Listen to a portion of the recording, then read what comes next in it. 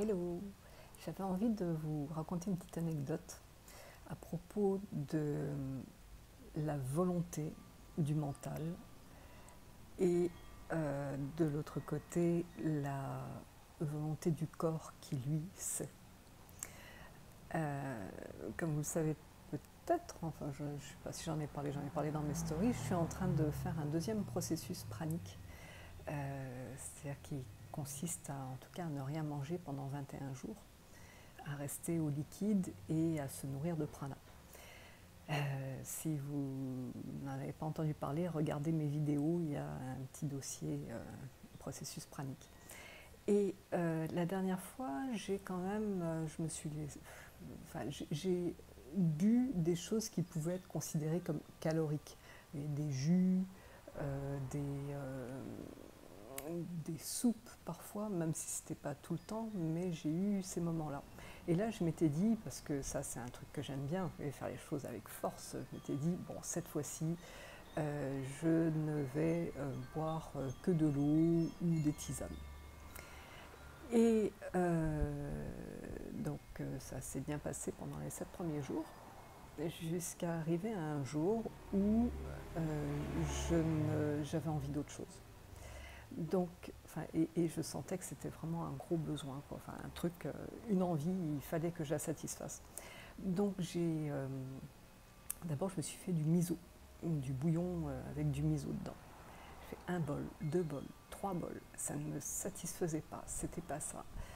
J'ai fait un quatrième bol en rajoutant de la tomate concentrée dedans, mais toujours rien, même si ça me remplissait, mais ça m'alourdissait l'estomac, mais c'était assez désagréable en fait, mais il y avait autre chose qui venait, il fallait que ça rentre, quoi. Et là, j'ai l'image de pois cassé qui me vient, et je me dis, il faut que je me fasse une soupe de pois cassés. Donc j'ai cuit mes pois cassés, mais tout en me sentant presque honteuse, en tout cas pas contente de mon truc, parce que j'avais l'impression de casser complètement ce que je, ce que j'avais décidé de faire. C'était vraiment, je me sentais coupable de ne pas maintenir ma route, maintenir mon cap.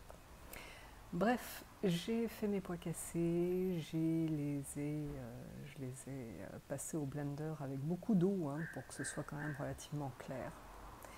Et j'ai mangé ça. Et en mangeant ça, l'image qui m'est venue, c'était l'image de ces farines qu'on mettait dans les biberons des petits pour qu'ils dorment. Et je sais que j'ai certainement eu ce genre de choses. Et il y avait l'idée vraiment de se caler, qu'il fallait se caler pour dormir. Et se caler pour dormir, pour emmerder personne, quoi, en fait, hein, pour disparaître un peu. Et tout ça est remonté. J'ai effectivement très bien dormi cette nuit-là, enfin très bien dormi. J'ai dormi comme une masse, quoi, un truc comme un bébé. Et le lendemain, j'ai eu ces images et ces sensations de ce que ça pouvait être. Et en fait, c'est en les verbalisant, en parlant à mon fils, que tout d'un coup, j'ai senti dans mon corps toutes mes cellules qui vibraient, comme si tout d'un coup il y avait un changement qui se faisait, comme si comme si quelque chose était sorti de moi, un conditionnement qui faisait qu'il fallait que je mange pour être, euh, pour être sympa avec les gens, pour pas les embêter et pour surtout être silencieuse et rester dans mon coin, quoi. Et ça a été vraiment une révélation, encore une croyance qui est remontée comme ça. Et ce que je trouve vraiment génial, c'est que cette croyance, je n'aurais jamais pu m'en libérer si j'avais continué mon truc pur et dur de non, non, non, il faut que je boive que de l'eau, ou il faut que je boive que des tisanes, mais surtout pas de soupe, parce que ça, c'est pas bien. Et voilà, enfin non, c'est pour moi la leçon de l'histoire. Bon, bien sûr, j'étais super contente de me débarrasser de cette croyance, enfin, ou en tout cas de la voir, et puis ouais, je sens qu'il y a vraiment quelque chose qui s'est passé de ce côté-là. Mais surtout, la leçon, ça a été souplesse, quoi. Accepter que les choses ne se passent pas comme le mental veut qu'elles se passent, accepter que la volonté, finalement, parfois, ben, ça sert absolument à rien.